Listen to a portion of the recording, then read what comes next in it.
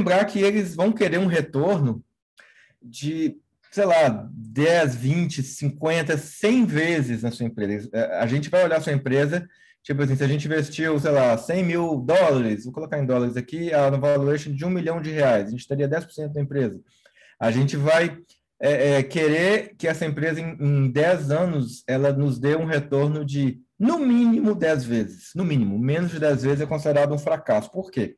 Porque no nosso portfólio, suponha que eu invista lá em 20 startups, dessas 20, umas 10 vão morrer. E 5 vão retornar 10 vezes, as outras 5 vão retornar, sei lá, 50 vezes. Aí eu preciso desses retornos altos para pagar o fundo e devolver esse dinheiro para os investidores, tá? Então, muitas vezes, não levem no lado pessoal quando o fundo diz, você não é para mim, ou a empresa de vocês não faz parte da minha tese, porque o fundo é um pouco limitado também pelo que ele pode investir, tá? Então, o maior problema que eu vejo, eu já, né, como eu disse, já falei, já fui advisor de mais de centenas de startups nos últimos anos, eu já vi milhares de pitches, é que a maioria das empresas que às vezes chega até a gente não é uma startup altamente escalável. Ele é um lifestyle business, ele não cresce rápido o suficiente para justificar o investimento do fundo. E quando é assim, a gente simplesmente passa. A gente fala assim, sinto muito, mas não é para mim. Pode ser uma empresa ótima, founders excelentes, está tudo certinho, mas a gente classifica como lifestyle business, tá? Que é um business bom o suficiente para sustentar um lifestyle, é assim que é a definição lá no Vale, e passa, tá bom? Então, só para vocês entenderem os fundamentos básicos do fundo. Miguel, e se você vê questões aí no chat, que eu não estou olhando, e quiser me perguntar se tiver a ver com o assunto que eu estou falando agora, é só me interromper aqui e me falar que eu respondo, tá bom? Então, a última coisa interessante em relação ao fundo é a melhor hora para levantar dinheiro. Levantar dinheiro é quando a sua startup está em ascensão. É o Pelé no auge da carreira. Quando a sua startup está caindo, seja em crescimento, seja em qualquer coisa, conta uma história muito ruim para o fundo que está te vendo pela primeira vez, entendeu? Então, eu recomendo sempre a vocês levantarem dinheiro quando estiverem em ascensão, tá? É sempre melhor e vai gerar muito mais interesse no fundo do que você levantar quando estiver caindo. Tá? Há exceções, mas geralmente eu recomendo levantar nessa fase, tá? Erros comuns quando né, nós founders, agora com o meu chapéu de founder, quando a gente fala com investidores, o maior deles é não ter tração. Eu tenho aqui uma empresa, ela está flat, tá, né, não cresce, ou ela não é escalável, né, como eu falei, tipo uma consultoria, isso não é investível para um fundo de venture capital, tá? Você não ter números, ou não ter nada para mostrar progresso. Muitas vezes as startups estão lá no início, elas não têm ainda tração, mas você tem que mostrar progresso. Se você tiver 2 ou 3 anos lá fazendo aquilo e a empresa está andando assim devagar, pode ser um ótimo business para você, mas para o fundo não é um ótimo business. Então, a gente geralmente não, sabe, desliga a chavinha e basicamente, isso não é para mim, tá? Outros problemas que eu vejo, por exemplo, no Brasil tem muitos grupos de anjos, né? Alguns deles bons, alguns deles ruins. Quando você tem 50 pessoas, 100 pessoas no cap table, né? Na sua estrutura societária, por que isso é ruim? Porque dá muito trabalho. Uma dessas pessoas pode causar problema num round mais avançado lá na frente e por aí vai, né? E os rounds funcionam o seguinte, o pre-seed, depois seed, depois série A, B, C, D, F, G, H, e aí vai, né? Quanto mais para frente, mais dinheiro se bota na empresa. Por exemplo, no Brasil, uma série A é entre 1 e 5 milhões de dólares. Um seed no Brasil é geralmente 250 mil a 1 milhão de dólares, depende. O pre-seed é menos de 500 mil dólares, a gente investe até 250 mil. Então, cada fundo tem sua classificação, mas é importante vocês saberem disso para quando tiver muita gente no cap table, lá na frente os VCs maiores eles vão reclamar e isso vai ser um sinal ruim que a sua startup não tem, que a gente chama de smart money, né? Tipo, você não fez o dever de casa, tem um tanto de gente pendurada, um tanto de contrato, um tanto de gente que tem que concordar com alguma coisa para as coisas serem feitas, né? E muita né, nessa fase pre-seed no Brasil ainda tem muitos termos que não são amigáveis aos founders, né? Geralmente a gente usa o da Y Combinator, que é o SAFE, né? A gente pede para abrir uma empresa no exterior e faz porque ele é muito simples, ele funciona, ele é claro e ele não controla os founders. Geralmente nessa fase a gente investe nas pessoas. E não adianta eu colocar 1000 coisas lá no contrato, dizendo, o dinheiro tem que ser gasto dessa forma, você vai fazer isso, aquilo. Eu, particularmente, não gosto. Então, a gente investe em termos bastante amigáveis para o fundo. O SAFE, para quem não conhece, é um instrumento que a Y Combinator criou, que é super amigável, é o que a gente mais gosta, tá? Porque é rápido, tá lá no site. Literalmente, você pega o documento no site da Y Combinator, muda o nome da pessoa que está investindo e etc., e assina digitalmente. É isso. Não gasta nem 10 minutos, tá?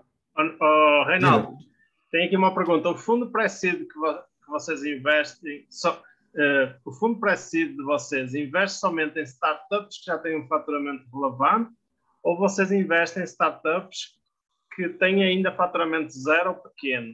E, finalmente, se a startup que não tem MVP, existe possibilidade de vocês investirem?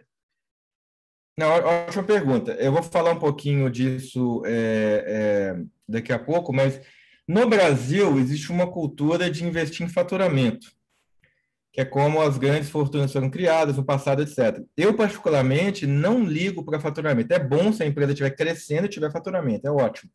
Mas, assim, a gente investe em startups que não têm faturamento, porque o que importa para a gente é o crescimento, é o produto. E, obviamente, a qualidade dos founders. Eu vou falar no próximo slide em que a gente investe, o que a gente olha.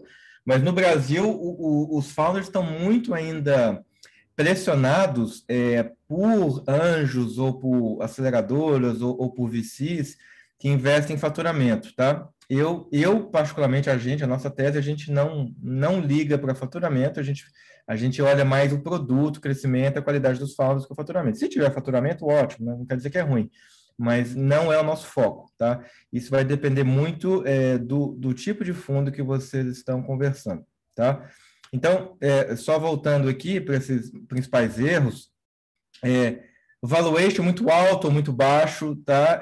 Muito baixo pode denotar falta de ambição, né? E falta de conhecimento, a pessoa é diluída muito no início, isso pode ser ruim para o founder, para a empresa, e muito alto, obviamente, não vale o que o pessoal está pedindo, tá? Outra coisa que é muito comum, os founders perderem controle antes da série A. Minha recomendação é jamais perderem o controle antes da série A. Geralmente, os founders têm que ter, no mínimo, 50% mais na série A, depois do investimento na série A. Então, se alguém investiu $5 milhões em vocês na série A, o ideal é que os founders tenham mais de 50% da startup na série A. Tá? Idealmente, 60%, 70%, 75%, 80%. Tá? Por que isso é importante? Porque a gente sabe que quem faz as empresas isso acontecer são os founders.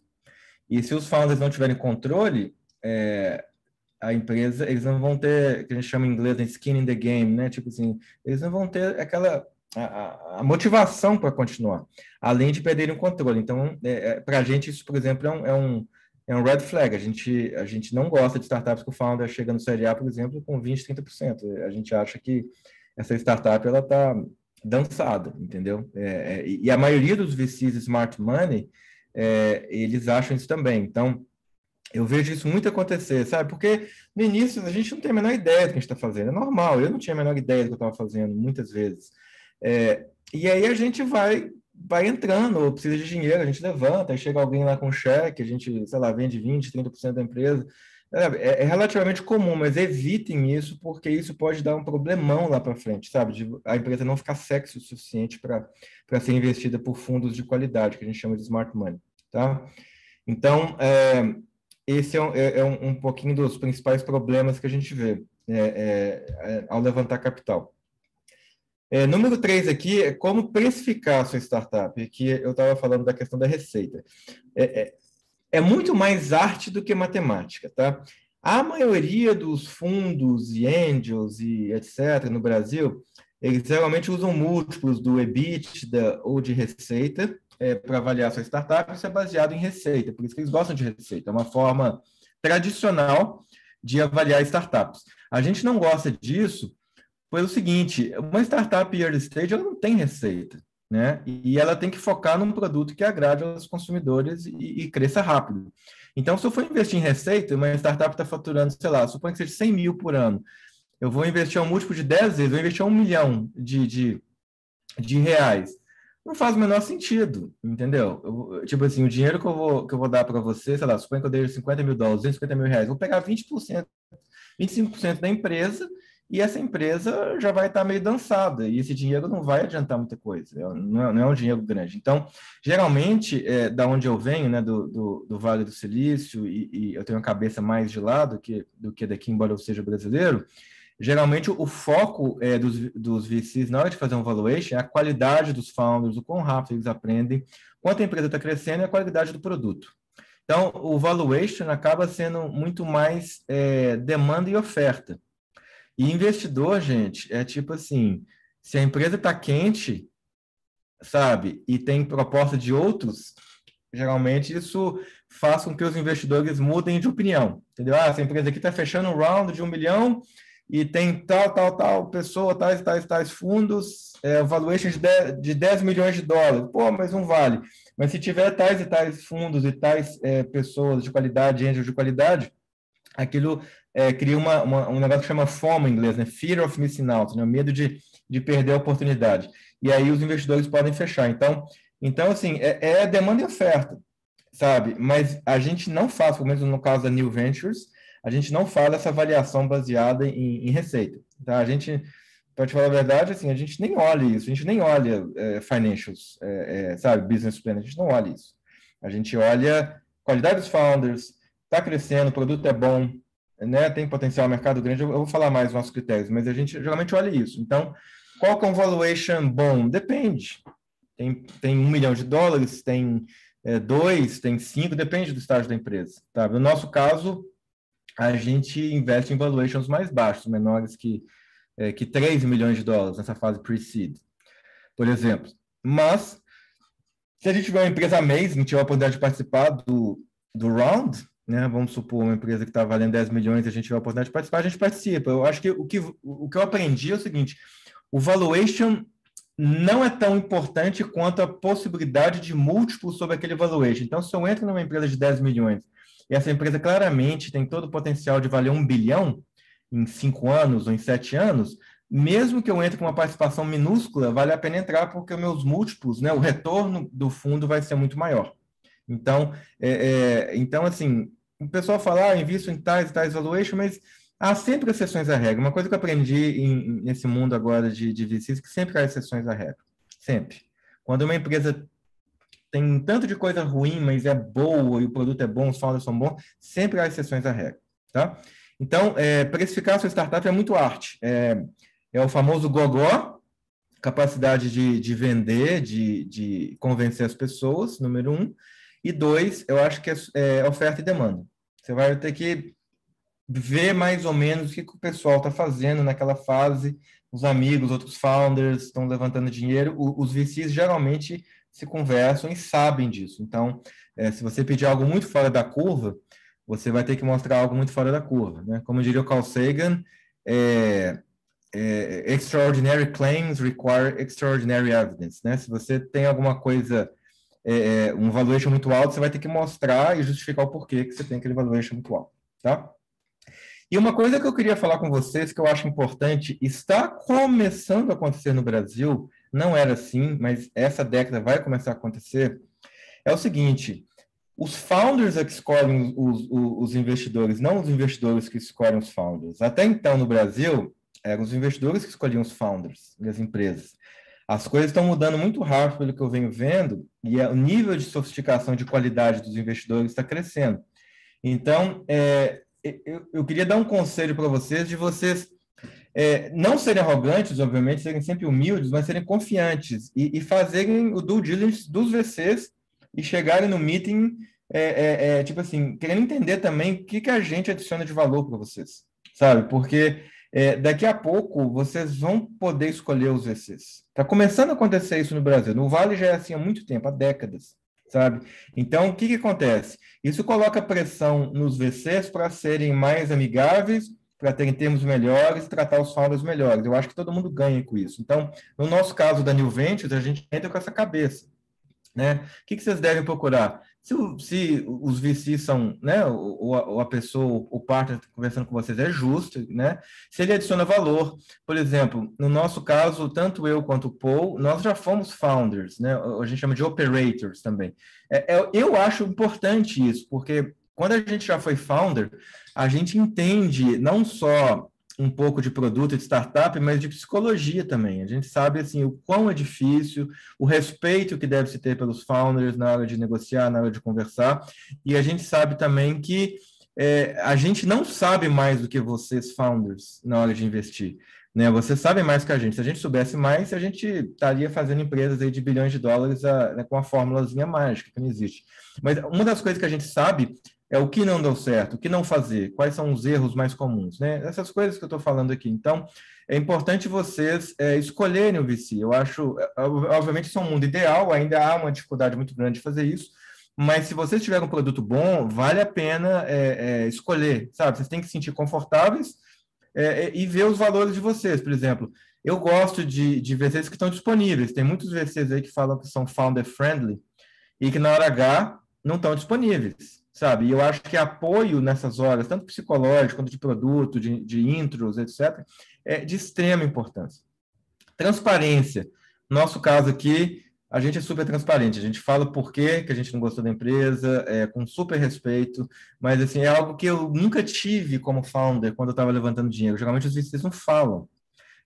Obrigado, não é a hora, sabe? Assim, é muito assim, enigmático. E eu gosto de deixar claro o porquê. Por quê? Porque isso pode ajudar vocês a melhorar. Obviamente é uma opinião, vocês não têm que concordar com a nossa opinião ou de qualquer VC. Mas eu acho que é importante essa transparência, porque ajuda os founders, sabe? Isso pode ajudar os founders, mesmo se eles não levantarem dinheiro com a gente, de levantar dinheiro com outros. E isso é bom para o mercado, é bom para todo mundo. Né? Vocês deveriam avaliar a reputação, né? O track record daquele VC. Então, assim, esse VC aqui tratou bem os founders, esse VC honrou a palavra, fez o que falou que ia fazer.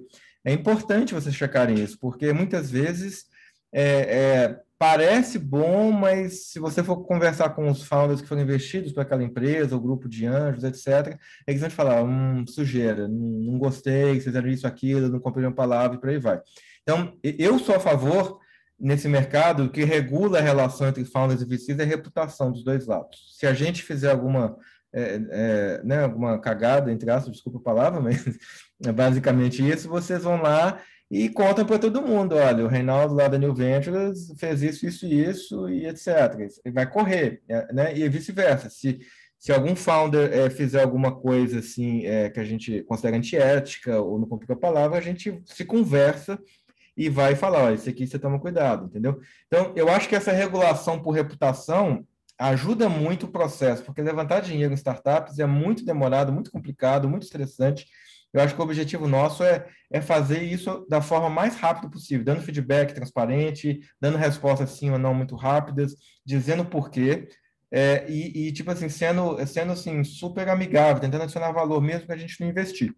E vocês não podem levar o nosso feedback, obviamente, do lado pessoal. E dois, é apenas um feedback. Se fosse fácil, se consenso fosse algo bom, as melhores startups do mundo não estariam aí de pé, entendeu? As melhores startups do mundo são outliers, elas são startups que as pessoas acham que não vão dar certo. Então, às vezes tomar muitos nãos pode ser um sinal que vocês têm algo muito grande nas mãos que ninguém viu ainda, entendeu? Então, avaliem sempre o feedback. Eu sempre brincava, quando eu era mentor dos alunos do MIT, que 80% dos conselhos são bullshit, não valem nada, e 20% podem mudar a vida de vocês, incluindo o meu.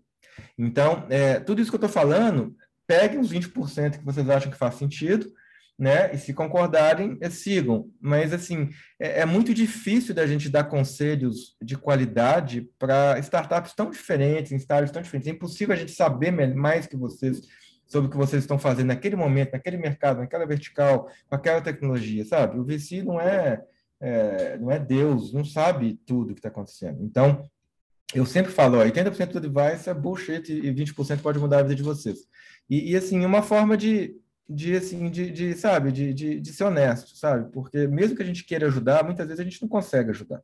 Então, eu recomendaria isso para vocês. Alguma pergunta aí, Miguel, que está no chat? Sim, tem algumas aqui. Certo. Não estou achando a informação da New Ventures, só Facebook. Qual o site e a página? Ah, boa. A gente ainda não lançou oficialmente. A gente não tem site ainda, etc. Geralmente o que acontece com os fundos quando a gente lança oficialmente, a gente já lança com as startups investidas, com cases de sucesso. Então, assim, a gente está ainda bem low profile, não está divulgando nada, nem quem a gente investiu oficialmente, né? Embora o Miguel saiba de algumas, mas a gente não fala isso porque a gente, daqui a pouquinho, daqui a alguns meses, a gente vai lançar oficialmente já com portfólio e com alguns cases de sucesso, entendeu? Então, assim, é de propósito que a gente faz isso. Então, assim, muitos dos cheques que a gente está fazendo agora, por exemplo, na pessoa física, depois a gente vai passar isso para o fundo. Nosso fundo deve estar operacional em setembro, outubro desse ano, tá? Então, de propósito, pode parecer meio esquisito, mas geralmente é uma forma de lançar já sabe, com portfólio. Por isso que a gente ainda não tem informações públicas na internet, tá? E quem quiser apresentar para você, pode mandar para algum e-mail ou assim?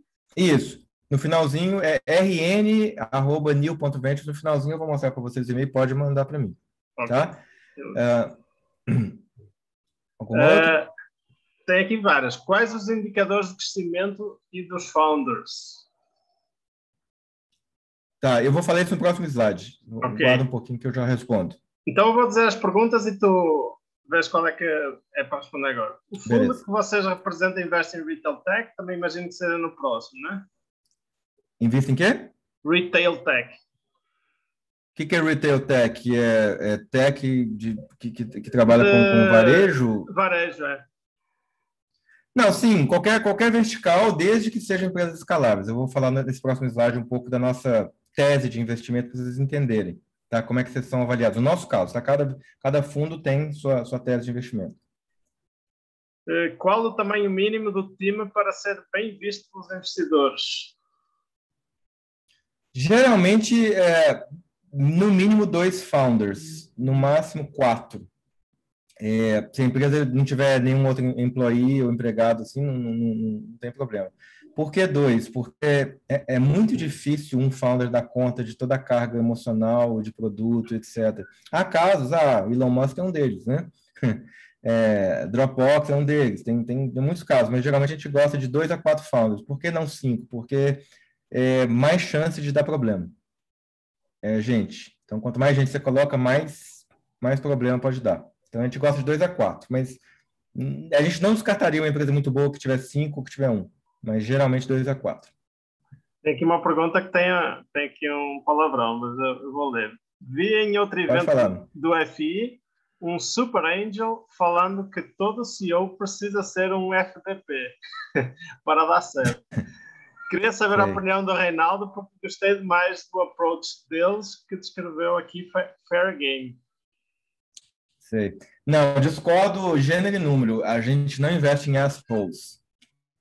Isso, inclusive, é um dos critérios. A gente quer investir em pessoas que a gente queira trabalhar e que tenham bons valores. Talvez o que ele quis dizer é que a pessoa tenha que ser bastante focada e etc. Mas não, FDP não. Eu acho exatamente o contrário. Tem muita gente muito boa que aqui no Brasil, por exemplo, você pega, sei lá, o Quinto Andar ou Nubank, eles não são FDPs. Eu conheço eles pessoalmente, são pessoas excelentes, além de muito competentes. Então, eu discordo. Eu acho que quando tem FDP, é curto a vida dessa empresa, entendeu? Tem casos de FDPs que dão certo? Tem, mas não é um critério, de jeito nenhum. Eu discordo, assim, diametralmente dessa classificação. Reinaldo, a New Ventures é nova ao ponto de vista de ainda não ter investido em nenhuma startup ou já fizeram algum aporte? Eu confirmo que já fez aporte. Mas fala já aí, fizemos 3 e vamos fazer o 4 agora, talvez um 5º em breve. Mas operacionalmente, quando vocês vão ver a gente na internet, etc., né, e falando publicamente, né, exceto nesses eventos mais fechados, provavelmente no último trimestre desse ano. É que vocês vão ver, mas a gente já fez, tá? Inclusive, né, dinheiro na conta, tudo mais. Eu não sei se Então, vais já explicar mais fizemos. para a frente, mas queres explicar como é que surgiu a New Ventures? Eu posso explicar depois. Basicamente surgiu da nossa visão que ainda tem pouco smart money nessa fase no Brasil, e a gente pode ajudar as startups a crescerem mais rápido com o nosso network, experiência e levantar uma série seed ou A mais rápido. Então, o nosso objetivo é trazer uma cabeça mais Silicon Valley, ser super amigável com os founders, assim, sabe, a gente se coloca como um irmão mais velho dos founders, sabe? A gente tá nas horas boas e ruins, mas a gente não fala o que vocês têm que fazer. A gente está ali se vocês precisarem, a hora que precisarem, mas a gente não fica enchendo o saco, entendeu? Não fica controlando, manipulando o founder, e a gente não acredita nisso. Então, surgiu da nossa visão que tem um mercado agora no Brasil, o mercado está bem mais maduro e a gente pode fazer a diferença com a nossa experiência global. Eu tenho experiência, por exemplo, no Silicon Valley, em Boston, San Diego, China, morei na China, Malásia, Coreia, Japão, Índia, o Paul investiu no mundo inteiro. Então, esse tipo de experiência é geralmente muito rara de se ter num VC. Então, a gente acha que a gente pode ajudar os founders a ter uma visão mais global e usar os nossos contatos e mentores da nossa rede para ajudar vocês a serem bem-sucedidos mais rápido.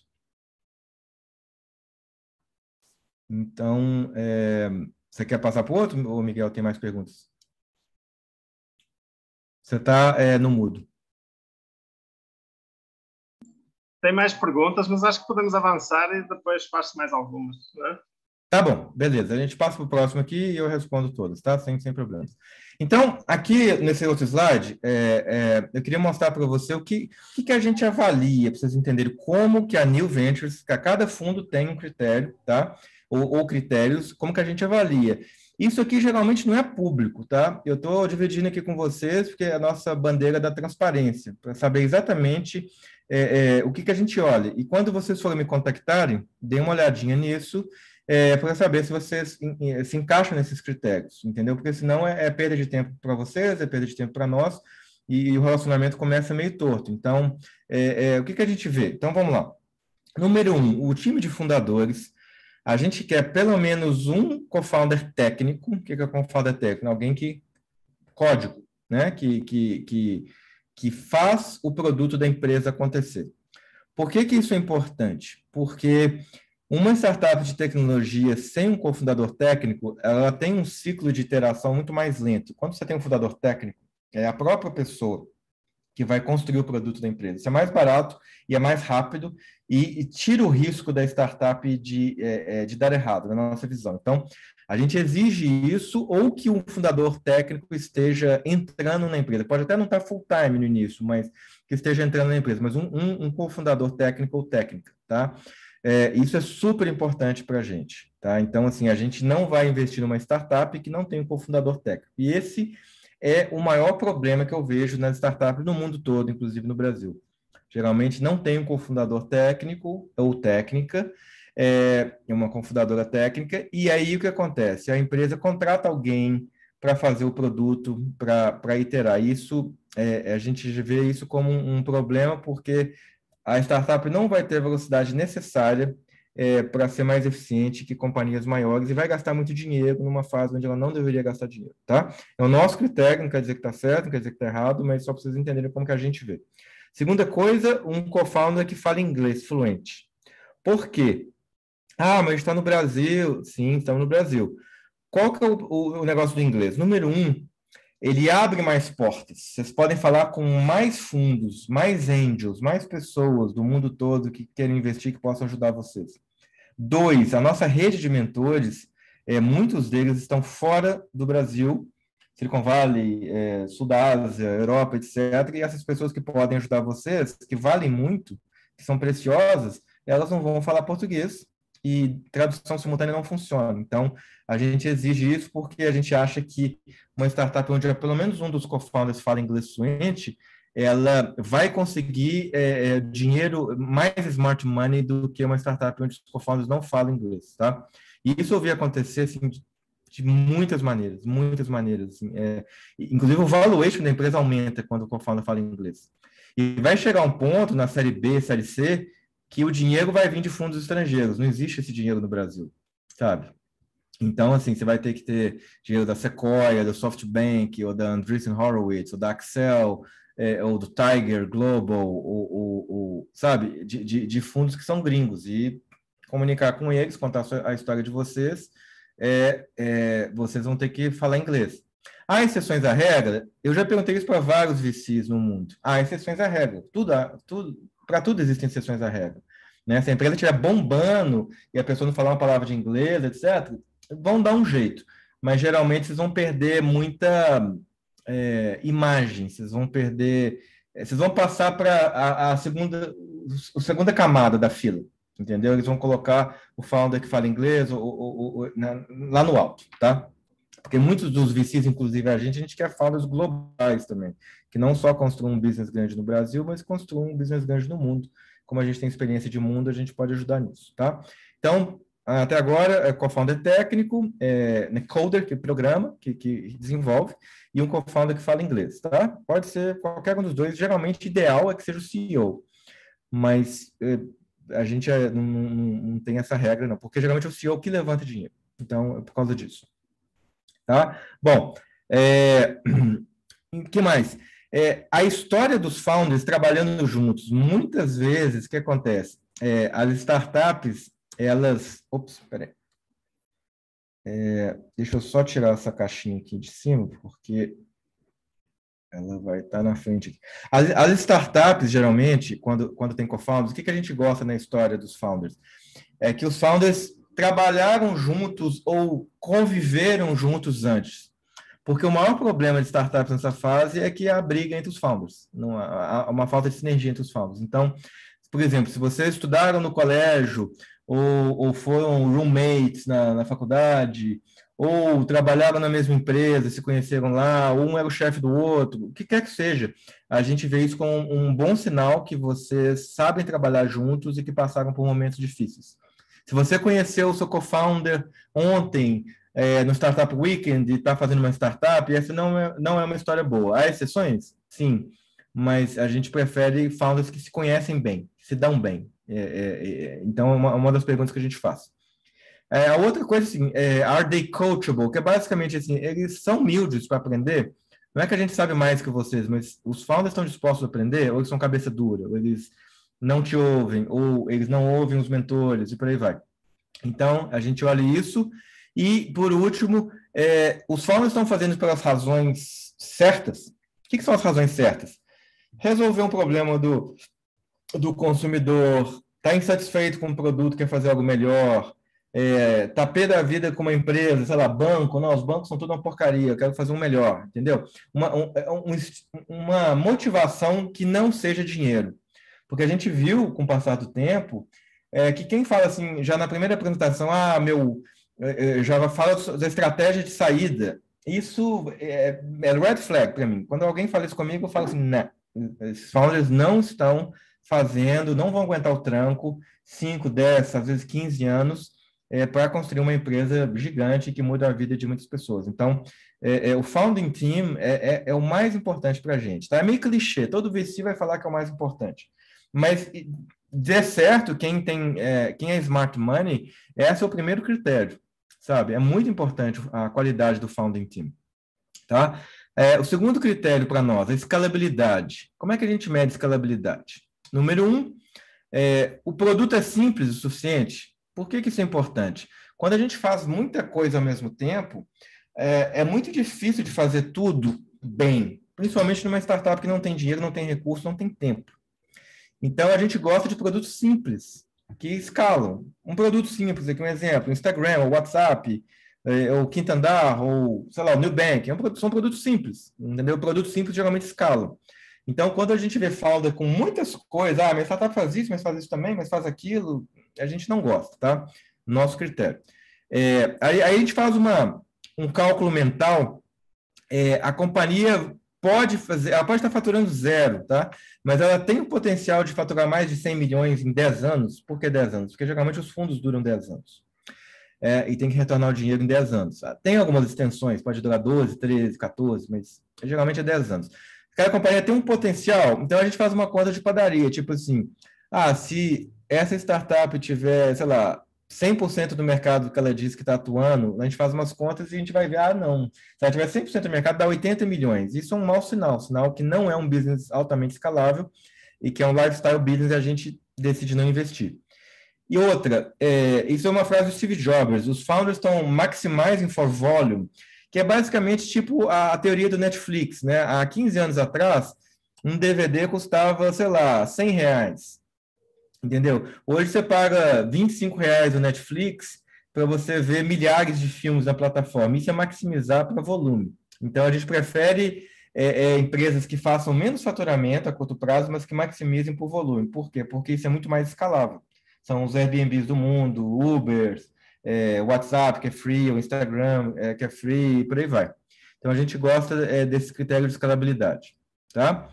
Terceiro, repetibilidade do modelo de negócios. O que é isso?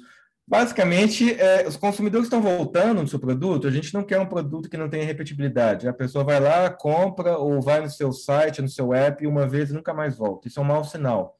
Por quê? Porque você não tem como monetizar um produto se as pessoas não voltam para o seu produto. Você só consegue monetizar, se vocês verem Google, etc., é uma coisa que a gente usa todo dia. Todo mundo aqui tem certeza que usa Google todo dia. Toda vez que você usa o Google, eles ganham em anúncio. Se a gente usasse o Google uma vez por mês, o Google não seria a empresa que é, do tamanho que é. Então, essa repetibilidade é super importante, tá? Para vocês, founders, e para um venture capital também. Né? Um modelo de negócio simples, eu vejo muitas startups assim, eu faço isso, eu cobro um affiliate fee, eu cobro uma assinatura, eu também vendo isso aqui on the site, vai ter um tanto de coisa, é muito confuso, eu gosto de simplicidade. Business model simples, a gente usa advertising para ganhar dinheiro, no Google, Facebook, Instagram, pronto, um modelo de negócio simples, vocês não fazem mais nada, esse é o modelo de negócio. Ou o Airbnb, a gente cobra, sei lá, 15% de cada aluguel. Simples, eles não fazem nada mais do que isso. Ou um Uber, a gente cobra 30%, 25%, uma App Store, 30%, por aí vai. Então, essa simplicidade é legal. A gente pergunta muito também para os founders a estratégia de adquirir usuários, porque, principalmente em empresa B2C, sabe, para o consumidor final, isso é fundamental, porque se seu custo de aquisição de usuário é muito alto, você não tem um business viável, entendeu? E você tem que fazer algo diferente, ou ter um insight diferente que outros founders, outras startups tiveram. Então, por exemplo, se eu chego para a empresa X e falo assim, como é que você está adquirindo usuários? Nós estamos fazendo ads de Facebook. Tá, aí eu vou falar assim, mas todo mundo faz ads de Facebook, o que vocês estão fazendo de especial? A pessoa pode dizer assim, olha, nós estamos com um custo de aquisição muito mais baixo que a média do mercado. Ok, legal. Nós descobrimos que postar em grupos de WhatsApp ou em grupos de Facebook é super eficiente. Legal, diferente.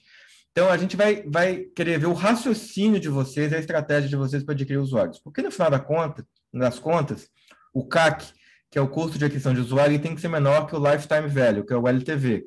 E o LTV é basicamente assim, quanto que aquele usuário, em média, gasta na sua plataforma na vida útil daquele usuário. Exemplo, se um usuário médio do Uber gasta $100 por ano no Uber e ele dura 5 anos em média, o LTV vai ser $500. Se o custo de aquisição for de $100 para um usuário, faz sentido. Quanto mais dinheiro eu botar nessa startup, mais ela vai gerar receita e no futuro lucro. Então, o LTV tem que ser sempre muito maior, umas 5 vezes maior do que o CAC de preferência, entendeu? Então, essa repetibilidade é extremamente importante. Tá? O quarto critério é basicamente o seguinte, essa startup, o produto que ela faz é essencial. Exemplo, se a gente perder o Zoom hoje, nós vamos ficar tristes? Suponha que a gente não tenha Google Meet ou Zoom hoje. Nós vamos ter que usar o Microsoft Teams. Entendeu? And you don't want to do that. Porque é um produto inferior, na minha visão. Tô brincando, mas assim, eu praticamente não gosto do Microsoft Teams. Então, assim, se a gente perder o WhatsApp, que é um exemplo mais fácil de entender, a gente vai voltar para a idade da pedra. Todos os nossos contatos profissionais e pessoais estão no WhatsApp hoje. Então, é um produto essencial. Isso é bom, porque a barreira de entrada para outros produtos é muito maior, entendeu? Então, isso vai ser de extrema importância na nossa avaliação. É claro que a gente não sabe se o produto vai ser essencial ou não, mas ele tem o potencial de ser essencial. Então, assim, os consumidores, aqui o primeiro ponto aqui, os consumidores estarão tristes se sua startup quebrar, eles vão chorar, eles vão falar, putz, vou ter que voltar para a idade da pedra, entendeu? Vou voltar para uma experiência ruim. Se o Uber acabar, vou ter que voltar a pegar táxi, entendeu? Caro para caramba, o povo mal educado, com exceção, acho que de São Paulo, que é muito bom, mas, sabe, assim, é algo que, tipo assim, a gente tem uma conexão emocional com aquele produto, com aquela startup, né? Então, isso é importante. E, por último, deixa eu só mudar de lado aqui, que minha janelinha estava em cima. Por último, a gente gosta de startups que pensam a longo prazo, tá? Elas sejam focadas em produto e não em receita, tá? Óbvio, se tiver os dois, ótimo, mas é raro. Então, a gente prefere que foque em produto. Que os fundadores tenham uma visão bem ambiciosa. E uma coisa que eu falo que é importante, que eu aprendi a diferenciar gente picareta de gente séria, claridade de pensamento. Steve Jobs, quando vocês verem a entrevista dele, o Elon Musk, mesmo o Elon Musk não sendo o melhor speaker do mundo, eles têm uma claridade de pensamento muito, muito, muito, muito, muito clara, assim, sabe? Se vocês verem a entrevista do Steve Jobs no YouTube na década de 80, uma claridade enorme, sabia para onde o mundo estava indo, o que eles queriam fazer, o que a Apple era, e o Elon Musk a mesma coisa, quero colonizar Marte, por aí vai. Isso para nós é extremamente importante. Quando as pessoas são muito confusas e falam muito e não falam nada, a gente fica assim, estranho, a gente não gosta, tá? Perguntei para vários VCs, experiência do Paul, minha visão também. Duas coisas são importantes para startups bem-sucedidas. Número um, capacidade de levantar dinheiro, porque se o seu produto é escalável, se o time é bom, se o seu produto é essencial, as pessoas estão voltando, vocês provavelmente vão ter que levantar muito dinheiro. Se vocês não souberem levantar muito dinheiro, a startup vai quebrar a certo ponto. Então, para nós é importante saber se os founders, principalmente o CEO, que é o responsável por levantar dinheiro, é bom de levantar dinheiro. Como é que a gente sabe se ele ou ela são bons de levantar dinheiro? A gente vê como eles contam a história, como eles posicionam, se eles têm convicção, se eles têm essa visão clara e por aí vai. E dois, eles sabem contratar a gente. Teve um fundo maior que eu falei aqui, que me falou uma coisa interessante. A gente gosta de avaliar as 5 primeiras contratações de uma startup. Eu achei isso um critério bem interessante, porque a qualidade dessas 5 primeiras contratações provavelmente vai se refletir a longo prazo.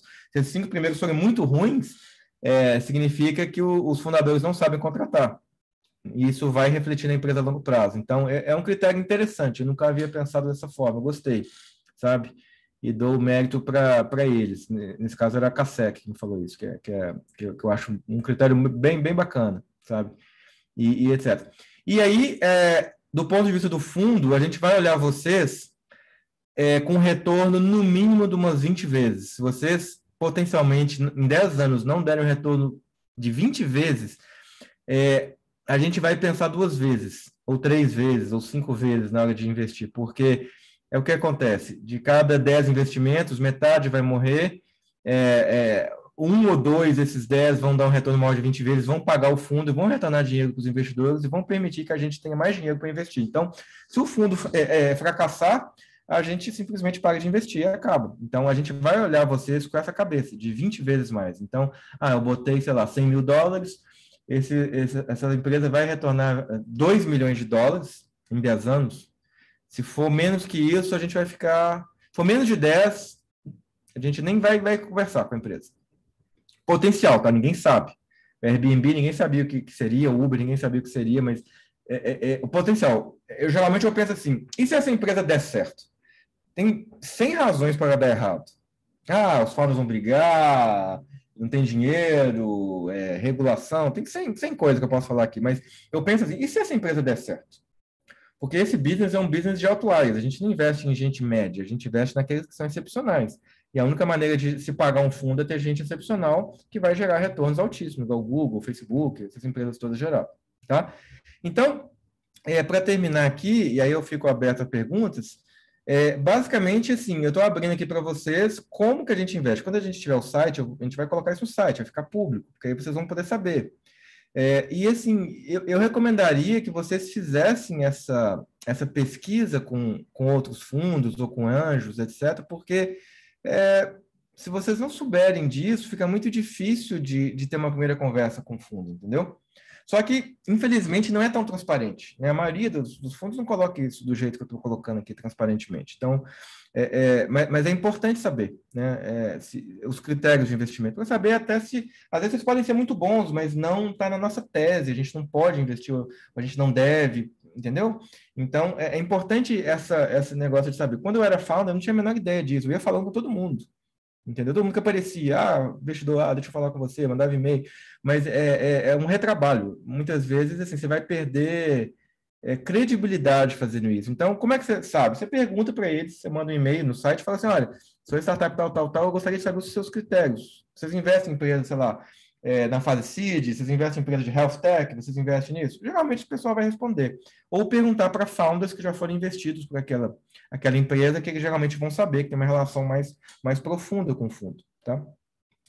Então, é isso, basicamente. Assim, tentei dar assim, de maneira muito simplificada para vocês um pouco do que eu aprendi, de como os fundos veem, e fico aberto a perguntas. Tem aqui mais um monte de perguntas já. Quem quiser pode pôr aí no Q&A. Então, quais são os indicadores de crescimento e dos founders? Acho que já falaste um pouco aí disso. É isso. Então, indicador de crescimento depende do setor. É muito difícil dar uma coisa assim, mas geralmente alguma coisa que está crescendo, tipo, se estiver crescendo 30% ao mês, é excelente. Sei lá, minha base de usuários está crescendo 30% ao mês, ou as pessoas estão ficando muito tempo no meu app ou no meu site, etc. Ou a receita está aumentando. Qualquer coisa que cresce 20%, 30% ao mês é algo legal. Mas é muito específico do setor, é muito específico do business, sabe? Eu não posso comparar Uber com Airbnb, com Salesforce, com Health Tech, são coisas muito diferentes. Então, às vezes até não sei a métrica, eu tenho que perguntar para os founders, na sua indústria, o que é importante? Se eu pego uma startup, sei lá, B2B, bem técnica, sei lá, coisas assim que não são da minha expertise, eu geralmente pergunto o que é importante na sua indústria, ou vou falar com amigos VCs que já investiram em startups semelhantes para me dar uma ideia, entendeu? Você tem que entender assim, os VCs não sabem muito, é uma lenda assim que os VCs sabem, muitas vezes eles não sabem o que estão fazendo, entendeu? E o nosso approach é ser bastante humilde e dizer se a gente não sabe e se não souber, procurar saber, entendeu? Que eu acho que é o approach que os founders têm que ter também com os VCs. Então, na maioria das vezes eu não sei, eu tenho que procurar, não sei, eu vou ligar para alguém, vou olhar no Google, vou fazer um benchmark, entendeu? Mas eu vou tentar entender dos founders também o que eles acham importante naquela indústria, o que é importante para o sucesso do seu business. Tá? Então, assim, é uma pergunta boa, mas a resposta, sabe, depende. A pergunta do Guido. O mecanismo de investimento de vocês é contrato de mútuo conversível ou vocês se tornam sócios mesmo? O que acha deste mecanismo de mútuo conversível? A gente só investe em safe da Y Combinator, numa empresa no exterior. Então, geralmente os founders que a gente investe, que são empresas brasileiras, a gente pede para ele abrir uma empresa no exterior. E é uma longa história isso, por que disso? Mas geralmente porque atrai investidores de melhor qualidade. E a gente faz o safe da Y Combinator, que está no site da Y Combinator. A gente vai lá e fala assim, pode pegar o documento, a gente não altera nada. É um documento já consagrado e muito founder-friendly. A gente só investe em safe, sabe? De vez em quando a gente pega advisor shares, mas assim, é safe. A gente não investe em mútuo conversível. A gente acha o safe muito superior e muito melhor para vocês do que o nosso perfil, porque a gente é um fundo internacional, né? Do que o mútuo conversível. Eu não gosto particularmente do mútuo conversível. O safe é uma evolução do mútuo conversível. Você quer explicar mais ou menos como funciona o safe? Que eu acho que muita gente aí não conhece. Então, tá. O safe é o seguinte, em inglês chama Simple Agreement for Future Equity. Basicamente, a gente assina um documento me dando o direito de ter ações da empresa quando houver um round maior. Então, tecnicamente, eu não estou no cap table da empresa. Então, por exemplo, suponha que vocês assinam um safe comigo, sei lá, ele chama de cap, tá? Que seria o valuation, cap de $1 milhão. E a gente coloca $100 mil. A gente vai falar nesse documento, olha, New Ventures vai ter direito a ter 10% da empresa quando houver um round maior lá na frente. A gente vai entrar e vai ser convertido, entendeu? Por que esse instrumento é bom? Porque ele não regula a vida dos founders. Eu não digo, você pode gastar o dinheiro que você quiser, da hora que você quiser. Se gastar em coisas ruins e fizer bobagem, a gente vai, obviamente, perder a confiança e vai ser um sinal ruim para o mercado. Mas é um instrumento que, na minha visão, dá poder aos founders de focar na empresa deles, ao invés de focar no contrato. Porque esses contratos, às vezes, demoram semanas para ser negociado. O safe, você vai no site da Y Combinator, pega, manda, a gente assina, manda o dinheiro para a conta. É assim que a gente faz. A segunda parte é o que você acha do mútuo conversível? Então, o mútuo conversível é um instrumento anterior ao SAFE, que era o melhor instrumento até ser inventado o SAFE. Então, a gente usa o SAFE que a gente acha melhor com o mútuo conversível. A gente não investe em mútuo conversível, porque o SAFE, na nossa visão, é melhor. O problema é que o founder vai ter que abrir empresa no exterior, tem muita gente que não gosta, ou etc., mas a gente acha que a gente atrai melhores investidores. E hoje é muito barato abrir empresa no exterior. Você consegue abrir empresa no exterior com $500. Entendeu? Então, assim, a gente acha que vale a pena. Agora está muito fácil abrir em Delaware, né? Exatamente. Isso era muito difícil. Então, e tem perguntas aqui no chat também, aqui, peraí. Quer que eu vou olhando aqui? Agora eu saí da apresentação, posso olhar. Pode ler, se quiser. Tá, então, o Calil está perguntando aqui se a gente investe no mercado cripto blockchain. Sim, em teoria sim, não investimos ainda, mas investimos sim, mas assim, blockchain tem que tomar muito cuidado, tem muito blá blá blá sobre blockchain. Todo mundo está usando blockchain ou AI, sabe? Eu gosto de saber o seguinte, tá, por que o blockchain é útil nesse caso, entendeu? E é um mercado muito difícil de entender, então assim, a gente vai ter que consultar nossos mentores, a nossa rede, para avaliar melhor empresas de cripto, de blockchain, tá? Mas sim, em teoria sim. Os próximos passos para apresentar um projeto. Olha, geralmente no mundo que eu venho lá do Vale, ninguém assina NDA. Por quê? Porque a gente vê tanto pitch.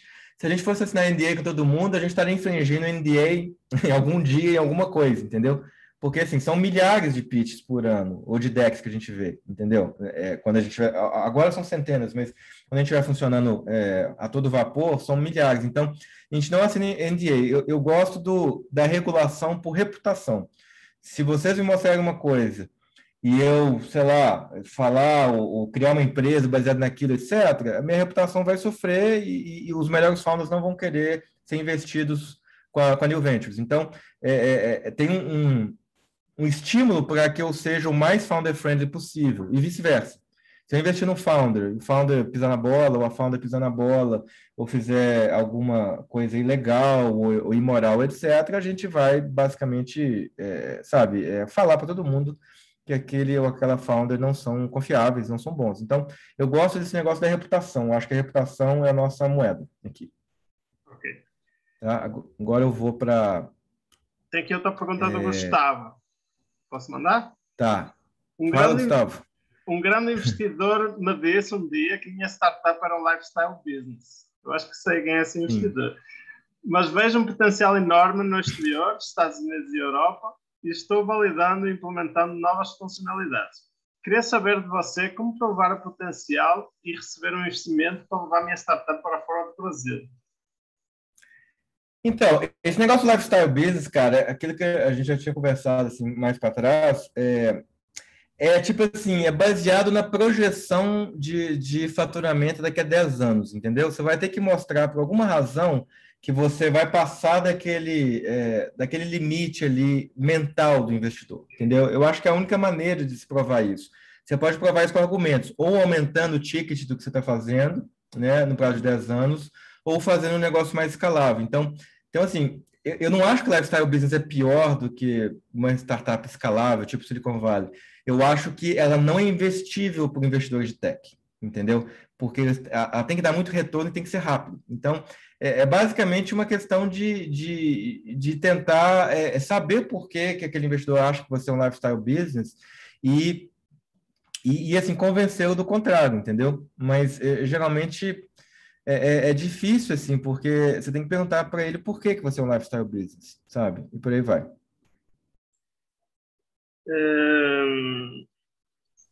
A Simone falou, qual é a tese deles? Eu acho que... Deles quem, Simone? Depois você também não responde aí entendi. porque está aqui. E Muito sobre obrigada. concordar... Simone, Só... a nossa tese de investimento. Nossa tese de investimento é investir em startups que não levantaram Série A ainda no Brasil, né, com todos aqueles itens que você viu lá, com co-founder técnico, etc., para que a gente possa ajudá-los a levantar uma série C de A mais rápido e de melhor qualidade. Então, assim, qualquer empresa que não levantou Série A de software, de tech, não é biotech, hardware, a gente não investe, em que a gente possa adicionar valor e ajudar aquela startup a levantar uma série C de Série A mais rápida e de melhor qualidade. Então, basicamente, todo mundo que não levantou Série A no Brasil, que não é biotech, não é hardware. Tá? Beleza. Aqui, cheguei um pouco mais tarde, talvez já tenha falado, mas qual é o setor de foco da New Venture? O setor de games é interessante? Cara, Anonymous, tipo, eu sou um cara de games, cara. Eu passei 15 anos da minha vida fazendo games. A gente não investe em games, paradoxalmente, porque game tem um problema que exige muito capital. Você precisa você não consegue lançar um MVP de um game. Você tem que lançar o jogo bem feito, bem testado, entendeu? Isso é muito caro e é um hit-driven business que é basicamente assim, muito difícil de você saber o que vai dar certo ou não. Então, assim, o meu co-founder, o Paul, ele tem um fundo de games que chama Sisu Ventures. Eles investem em games, mas a New Ventures não. E olha que eu sou um cara de games, então eu acho que eu soube tanto de como funciona o setor de games que eu decidi não investir em games, porque é muito difícil de prever sucesso e demora muito. Tem que, às vezes, demorar um ano, fazer o game, etc, por aí vai. Tá? A LuxSync aqui já respondemos essa pergunta do NDA. A gente não assina NDA e os investidores Smart Money, todos que eu conheço, não assinam NDA. Por essa questão, assim, a reputação é que manda e se a gente assinasse, a gente estaria infringindo algum NDA algum dia. Então é difícil de saber. Em qual estado de desenvolvimento do software é o melhor momento para se buscar investimento? Olha, o melhor momento para buscar investimento, aquilo que eu falei, Rafael, é o seguinte, é quando você está crescendo, cara. Você pode estar com o Google Forms. Se você vê gente, né, entrando e querendo mais informações, etc., é um bom. Você tem que mostrar tração ou progresso. A startup que a gente não quer é aquela startup que fica muito tempo assim parada. A gente quer uma startup que mostra progresso. Quando você é muito early stage, você não tem tração, então você tem que mostrar progresso. Eu fundei a empresa aqui com meu amigo de infância uma semana atrás, 2 semanas depois a gente já tinha um MVP, 4 semanas depois tinha um primeiro customer, sabe assim, esse tipo de progresso, entendeu? Essa é a melhor hora de levantar investimento quando você tem alguma coisa dizendo que você tem um progresso mais de crescimento, em qualquer métrica. Tem uma frase interessante que é show me lines, not dots, né? Então, vocês têm que mostrar linhas subindo, né? E não pontos. Na teoria, né? Mas assim, na prática a gente sabe que é difícil, né? Mas assim, você tem no topo da carreira, assim, na ascensão, sabe? Assim, você não pode levantar dinheiro quando você estiver caindo, entendeu? Ou tiver muito tempo de empresa. O tempo joga contra vocês. Então, se vocês tiverem uma empresa com 2 meses, vocês podem alegar o que vocês quiserem, vocês têm 2 meses. Agora, se tiver uma empresa com 2 anos, ela não tem tração, aí conta uma história muito ruim, entendeu? Então, os VCs vão falando, 2 anos eles não saíram do lugar, entendeu? O que não quer dizer que a empresa não vai funcionar, mas, entendeu? Geralmente é como se pensa. País para abrir empresa no exterior. Cara, Estados Unidos, Delaware, de longe. É o melhor custo-benefício. No Brasil, quando a gente levanta mais dinheiro, as empresas são geralmente incorporadas em Cayman Islands e tem uma subsidiária em Delaware, que a gente chama de flip, tá? É um negócio complicado, mas o ponto isso é feito para na hora da saída, evitar de se pagar double taxes no Brasil e nos Estados Unidos. Então, no início, a gente investe numa LLC em Delaware, uma limitada em Delaware, e depois a gente investe... já investiu em Cayman também. Essas são as duas jurisdições. A gente não investe no Brasil direto, na limitada aqui. As perguntas só vão surgindo aqui. Sou da área de tecnologia e sou co-founder da Advengo. Hoje precisamos de investimento para dedicar 100% ao negócio. Considerando que não estamos dedicados, qual o melhor caminho? Investir tempo em tecnologia e começar a vender, ou vender sem tecnologia para ter a receita e dedicar 100%? Ô Jandas, cara, isso aí é a famosa Tostine vende mais que é fresquinho, ou é fresquinho porque vende mais? Cara, a maioria dos VCs vai voltar essa pergunta para você e vai falar assim, cara, você que se vire, tipo assim, como é que você vai, tipo assim, fazer isso acontecer, entendeu? Vão voltar o problema para você. Tipo assim, nenhum investidor vai investir para resolver o seu problema de não estar dedicado 100% no seu negócio. Os melhores founders, eles vão se virar, vão vender arroz, um sinal, whatever, entendeu? Então, assim, a gente gosta que o founder mostre esse compromisso com a empresa. Esse caso do arroz, por exemplo, o Airbnb, os founders do Airbnb venderam cereais para pagar as contas, entendeu?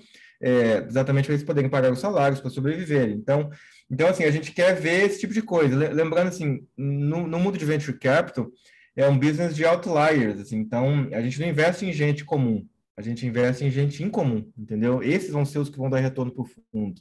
E vão ser os super bem-sucedidos, no Nubank, os quinto andar da vida, ou andares da vida. A gente quer gente excepcional. Então, geralmente, cara, esse negócio aí, o pessoal, assim, eu sou educado, obviamente eu falo com educação, mas geralmente a maioria dos VCs fala assim, olha, tá, tipo, não me convenceu, vocês que têm que me dizer, entendeu? Sabe? Então, é um negócio complicado, eu entendo, porque eu já fiz isso, já tive do outro lado, mas tipo assim, os founders têm que resolver esse problema, esse ovo e galinha. Quais são os próximos passos para apresentar um projeto? O Luxinski, os passos devem ser provavelmente apresentar para um VC. Geralmente é fazer um pitch mesmo, sabe? Se você encaixa na tese, né, do investidor, tipo o nosso que você viu aqui, com transparência que a gente faz, o que a gente investe, mandar um e-mail e marcar. Eu sou super, super disponível, entendeu? Mas lembre-se, a gente vai estar sempre te avaliando. Se vocês têm uma coisa que não seja escalável, não faça parte daqueles critérios lá, vocês vão mais ou menos queimar cartucho, entendeu? Então, assim, só tenha maturidade assim, para saber se está na hora certa, entendeu? Mas, assim, é meu trabalho conversar com o founder. Eu nunca vou deixar de conversar com o founder. Entendeu? Então, assim, é meu trabalho. Se eu não fizer isso, pelo amor de Deus, o que eu estou fazendo aqui, entendeu? Então, eu vou dar um jeito. A Fernanda perguntou. Fernanda... Força. Isso. Quer falar? Software odontológico com aplicativo, modelo B2B SaaS, é possível? É possível ser tudo investido? É possível. Tudo é possível. Na nossa tese, tem que ser escalável, modelo repetível, assim, não tem problema ser B2B, mas, assim, está muito genérico aqui. Eu não sei o que é o software, tipo assim, um software odontológico hoje as pessoas compram e você vai querer fazer isso uma assinatura mensal. É possível, desde que, em teoria, você consiga em 10 anos faturar mais de 100 milhões de reais por ano. Entendeu? Se você maximizar seu mercado e faturar 50, isso não é escalável, é um lifestyle business, e aí a gente não investe, porque não dá retorno para o fundo. O business pode ser excelente, mas a gente não investe. Tá? Obrigado, Fernando. Focar em ganhar mercado primeiro, ao invés de faturar muito, é uma boa estratégia de início? Então, na minha visão, é a única estratégia.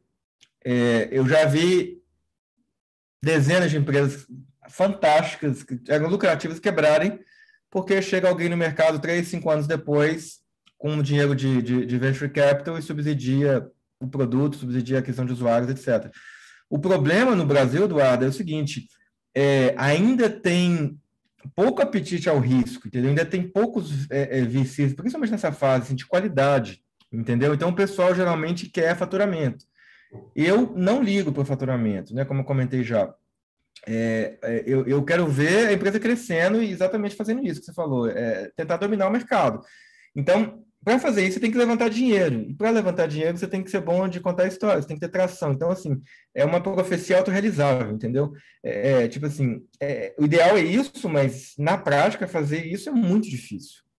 Então, fala tem que ser bom de levantar dinheiro, de rodar a empresa assim, com muito pouco recurso, de ter um produto excepcional que as pessoas amam. Então, assim, é o que a gente quer, mas na prática eu sei o quão isso é difícil. Bem, aqui no Q&A esgotaram as perguntas. Eu não sei se alguns dos nossos graduados querem fazer perguntas aí também. Alguém quer falar? Érica? Não, Fique à vontade. eu quero. Eu, Érica. Érica. Boa noite. Oi, Érica. Tudo bem? Show a apresentação, muito legal. Seguinte, eu até mandei no chat, mas eu acho que o Miguel não viu. Não eu vi. fundei a Finera, uma startup no mercado de energia solar. Nós estamos indo bem, super bem, inclusive. E uma dúvida que eu tenho é que eu não vim da área, né? Minha formação acadêmica, por exemplo, é em publicidade e marketing. Não tenho histórico no mercado de energia solar. O quanto que isso pesa, né, na decisão de vocês? Para nós, zero. Porque a gente acha que os melhores founders aprendem sobre qualquer assunto de qualquer área.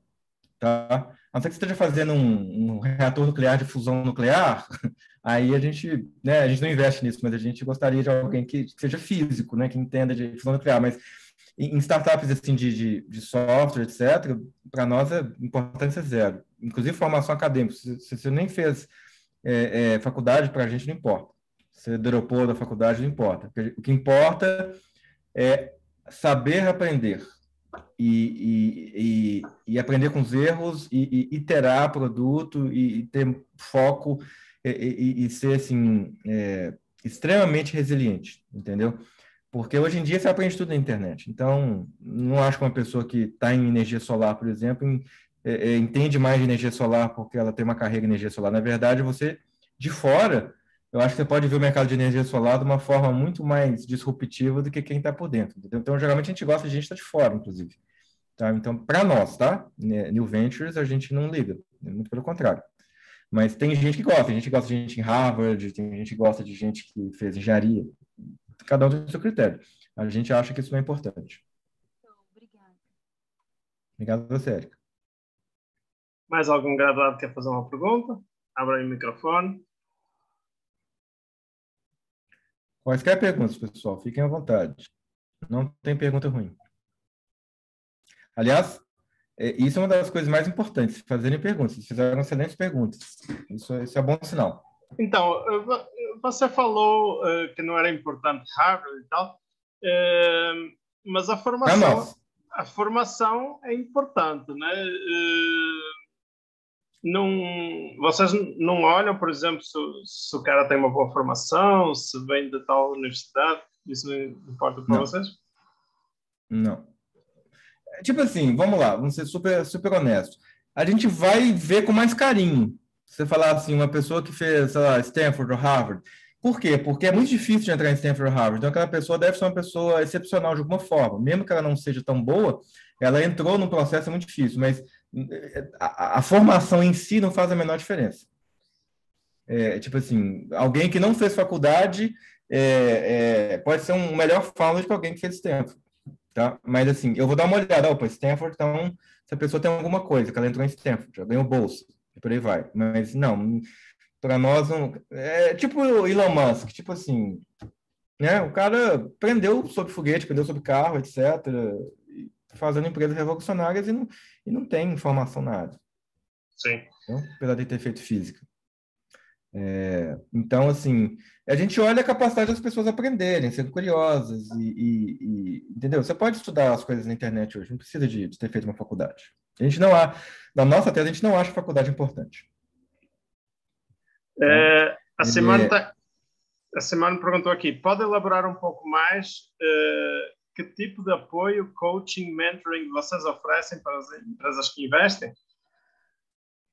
Tá, boa pergunta, Simone. A gente tenta ajudar, inclusive as empresas que a gente não investe, né? Obviamente não tem tempo para todas, mas de ajudá-las em várias coisas. Uma delas é uma coisa que ninguém fala, que é extremamente importante para levantar dinheiro, é o storytelling. Saber contar a história da sua empresa de uma forma concisa, rápida e no qual quem está ouvindo, mesmo se não tiver nenhum conhecimento prévio daquele mercado, daquela empresa, consegue entender.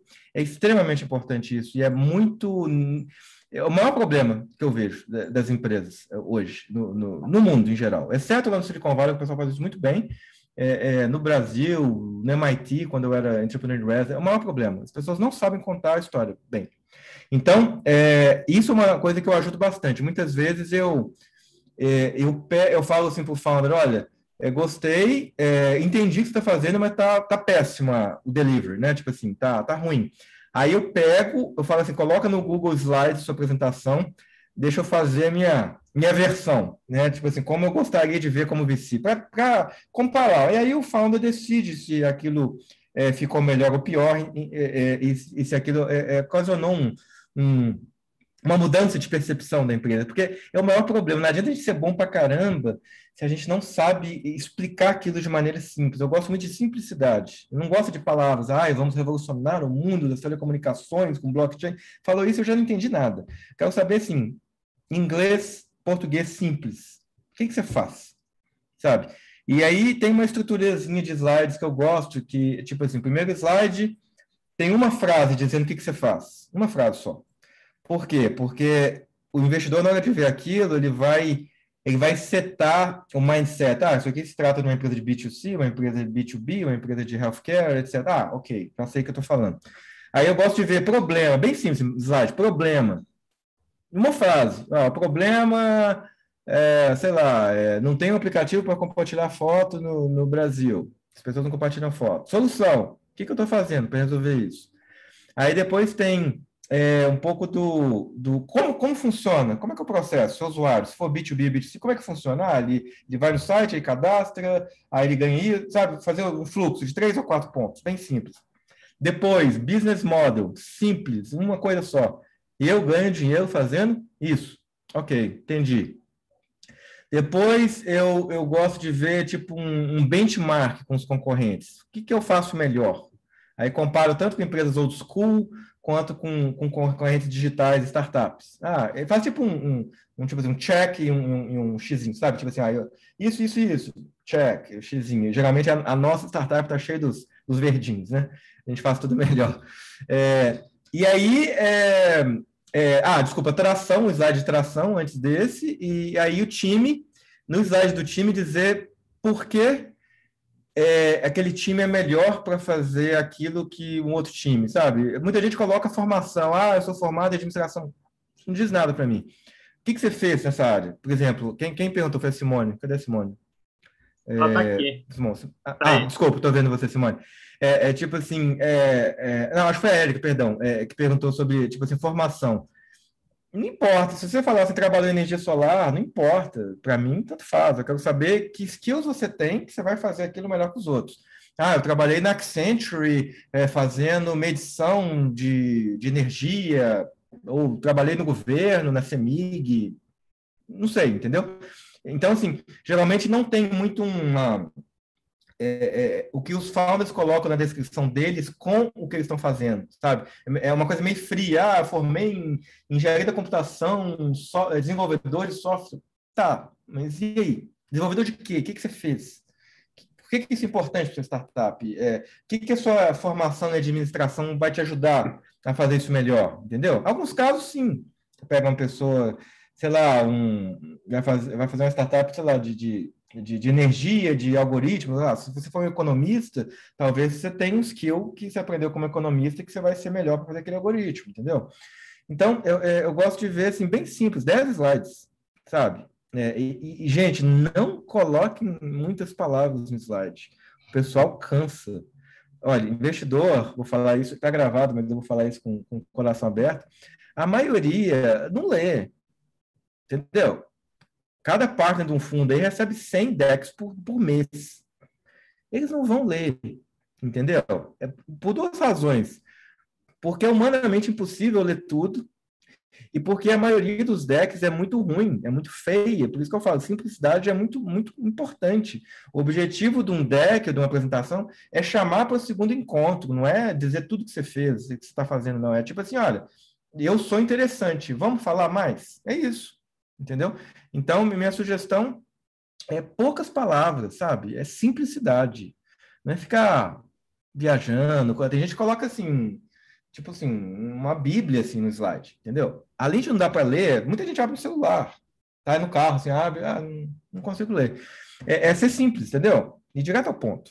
Eu acho que isso é bom em qualquer cultura, funciona em qualquer lugar do mundo. Então, mais uma vez, mas é a minha opinião, né? Como eu falei, 80% do que eu estou falando aqui né, bullshit, mas 20% pode abrir a cabeça de vocês e pode ser útil. Então, vocês pegam o que vocês acharem que faz sentido, né? Mas eu acho que assim, simplicidade, startup é simplicidade, sabe? Geralmente o pessoal que vem de consultoria ou de empresa, geralmente são gratificados nas empresas, nas consultorias, por complexidade. Faz aqueles relatórios mirabolantes, legal, mas em startup é o contrário. É simplicidade, é o oposto, entendeu? Quanto mais simples, melhor.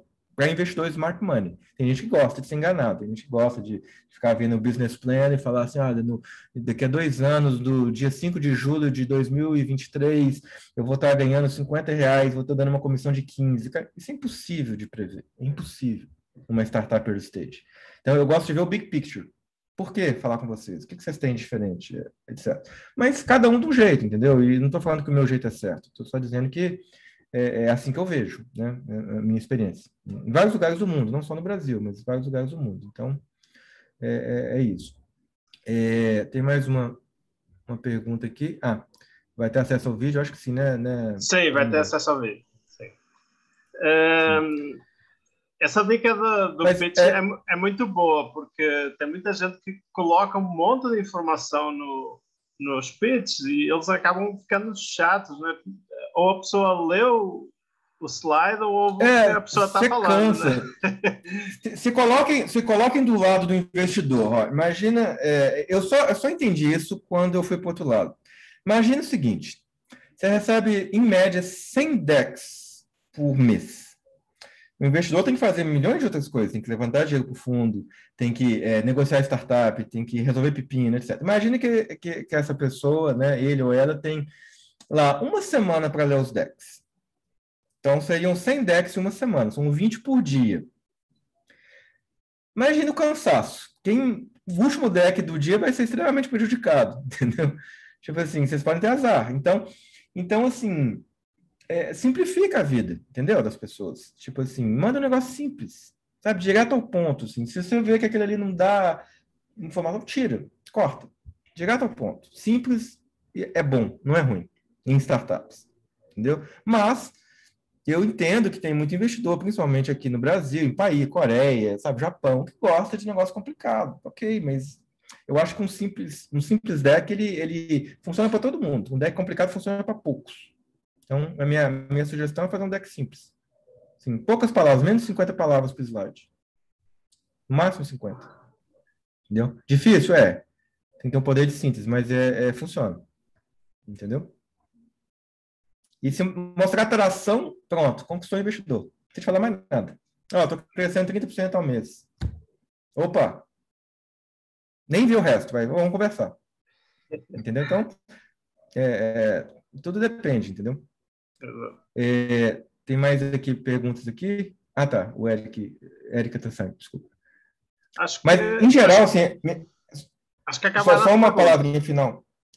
Uma palavrinha final, assim, o processo de levantar dinheiro, ele é um processo que tem que ter uma boa estratégia dos founders. Assim, geralmente eu chamo isso de high resolution fundraising, que é tipo assim, tentar levantar o menos possível na fase inicial, para vocês não serem diluídos e perderem o controle. Então, o que eu recomendo é assim, tipo assim, levanta, sei lá, $50 mil, $100 mil, aí depois tem uma meta, levanta mais 500 mil, aí sobe, agora vamos levantar 5 milhões, entendeu? Tem muita gente que quer levantar por levantar, e não tem uma estratégia, sabe? E, ao mesmo tempo, esse processo é uma arte, não é matemática, sabe? Você tem que entender o contexto onde você está, a sua indústria, com quem você vai falar, como você vai ser apresentado. E uma coisa importante, saibam que sempre uma introdução que a gente chama de warm intro é sempre melhor do que chegar lá no site e mandar um deck, um pitch, entendeu? Quem que são esses warm intros? São, tipo assim, founders que foram investidos por exemplo, vocês querem falar com a Redpoint, suponho. Tipo assim, quem que foi investido pela Redpoint que eu conheço? A empresa deu certo? Tá indo bem? Ah, legal. Pede para esse founder te apresentar. Porque aí a Redpoint vai olhar e falar assim, pô, esse founder aqui é muito bom. Esse founder aqui está bombando, então eu vou ouvir a recomendação dele ou dela. Entendeu?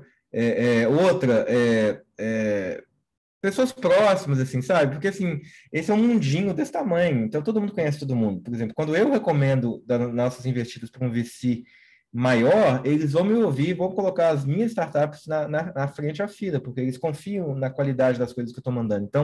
Então, assim, por isso que eu falo assim, levantar dinheiro de smart money no longo prazo, assim, ele faz uma diferença brutal para vocês, entendeu? Porque as pessoas vão ouvir, entendeu? Óbvio que vamos dizer assim, há diferentes opiniões do que é smart money, não é. Eu me acho smart money, quem tem que achar são os founders, né? Não sou eu. Mas assim, teoricamente, por exemplo, uma recomendação minha, eu estou aqui no WhatsApp, eu falo assim, ô fulano, de fundo tal, dá uma olhadinha nessa startup aqui, manda duas frases, que chama de blurb, no WhatsApp. A pessoa falou, tem interesse. É assim que funciona. Tem interesse, me apresenta? Aí eu apresento, entendeu? Isso é muito melhor do que, tipo assim, ir no LinkedIn da pessoa e falar. Funciona também, tá? Tem casos que funciona, mas falando assim, quando puder, tem uma. Se você tiver smart money na sua empresa, o processo para vocês levantarem mais smart money é muito mais eficiente do que se você não tiver smart money. Entendeu? Então, eu recomendo vocês procurarem por smart money. Mesmo que seja uma mixaria, sei lá, se o David Vélez do Nubank colocar $50 mil na empresa de vocês, isso vai ser muito mais importante do que alguém colocar $500 mil, alguém, dinheiro burro, vamos dizer assim, que não conhece ninguém, não entende como funciona. Por quê? O cara é o cara mais bem sucedido do hemisfério sul em startups. Então, as pessoas vão falar, pô, o David Vélez colocou dinheiro aqui, poxa vida, não quero nem ver, eu vou falar com essa startup, entendeu? É assim que funciona na prática, entendeu? Então, a questão é, o que é smart money e o que não é? Todo mundo se acha smart money, então é saber um pouco diferenciar o joio do trigo, entendeu? Mas smart money é fundamental, porque isso te coloca na frente da fila nos próximos VCs, sabe? E atrai gente mais de qualidade. Então, assim, é um mundinho, é gente, no final das contas é gente. A pessoa fala, tem o pattern recognition, tem uns processos. No final das contas, se eu chegar e tiver uma credibilidade muito boa, chegar assim, ó, Cassec, Sequoia, fala que esses caras aqui que são bons, eles vão falar, entendeu? Vão passar na frente. Aí, se eu errar, mandar gente ruim, eles não vão mais acreditar em mim. Na próxima vez, eles não vão falar. Então, esse negócio da reputação é algo que eu aprendi lá no Vale, que é extremamente importante. Por isso que muitas vezes eu só faço apresentações quando tem valor para os dois lados. Se não tiver valor para os dois lados, o meu filme fica queimado. Aí a próxima vez ninguém me recebe, entendeu? Então, assim, tem que tomar muito cuidado como a gente maneja o networking, sabe, nesse mundo de startups, porque é tudo baseado em reputação. É assim que funciona hoje. Talvez mude, sim, mas hoje é assim que funciona. Entendeu? Então, eu acho que é importante vocês prestarem atenção nessas coisas. Muito bom, Reinaldo. Muito bom. Já estamos quase terminando aqui. Quer dar algum conselho final aí para os nossos founders? Founders, quer dizer, para todo mundo que está ouvindo. Eu vou copiar a Y Combinator e falar assim, o único conselho que eu acho que é válido para todo mundo. Lance o seu produto imediatamente. Não sejam perfeccionistas. Lança, porque nunca vai ser igual a gente imaginou. Lança, pega o feedback, melhora e vai fazendo esse processo de iteração. É a única maneira que eu vejo de diminuir o risco e de mostrar tração, entendeu? Lança. Mas não tenho co-founder técnico. Lança. No Google Forms, faz qualquer coisa, vai no Wiki, faz um site, não sei. Lança. Acho que esse é o conselho. Imediatamente, tipo 2 semanas e testa. Entendeu? Vai ser constrangedor? Vai. Pra caramba. Mas é assim que funciona. entendeu? O founder do LinkedIn, né, falava assim, se você não ficou constrangido pela primeira versão do seu produto é porque você lançou tarde demais. É isso mesmo. É constrangedor mesmo. Mas lança. Porque o customer is king, sabe? Então você tem que ouvir o customer. É basicamente isso. Muito bom, Reinaldo. Tá? E é isso. Agora, assim, eu tinha começado a apresentação do Founder, só que eu não terminei porque a minha internet caiu aqui. Então, para quem quiser ouvir a apresentação do Founder, pode continuar aí em linha e eu vou seguir. Mas vou-me despedir aqui do Reinaldo, que já deu o seu contributo aí, e ele já conhece o Founder, então... então... Eu estou disponível, gente. Pode mandar e-mail, eu sempre respondo, tá? Eu posso às vezes demorar, etc., mas assim, mas tentem sempre usar o tempo das pessoas assim de maneira direta, entendeu? Assim, sem blá blá blá. Tipo assim, Reinaldo, gostei, o que você me recomenda? Isso. Pronto, vou responder diretamente ao ponto e etc. Entendeu? Eu acho que a gente tem muito medo assim de ser direto. Eu acho que eu aprendi nos Estados Unidos, né? Tipo assim, quanto que isso ajuda, sabe? Como é que tá a família? Tudo bem? Nossa, conheço alguém que te conhece. Tá, mas e aí? Qual que é o ponto? Entendeu? E aí a gente ajuda assim, os dois lados, sabe? Mais rápido. Então, eu sempre recomendo assim, ser direto ao ponto. Estão aqui a Tá pedir bom, o gente? e-mail do Reinaldo, ele já colocou aí, mas eu coloquei aí de novo. Isso. Okay? Muito obrigado, tá bom, Reinaldo. Gente. Obrigado mais uma vez, viu? Muito obrigado, Espero que tenham Reinaldo. gostado. Mais uma vez, show de bola. Se não gostarem, aí. faz parte Demais. dos 80%. Então, normal. Com certeza está nos 20 aí. Exatamente. Obrigado, viu? Peraí, tem foto. Vamos tirar uma foto aqui, peraí.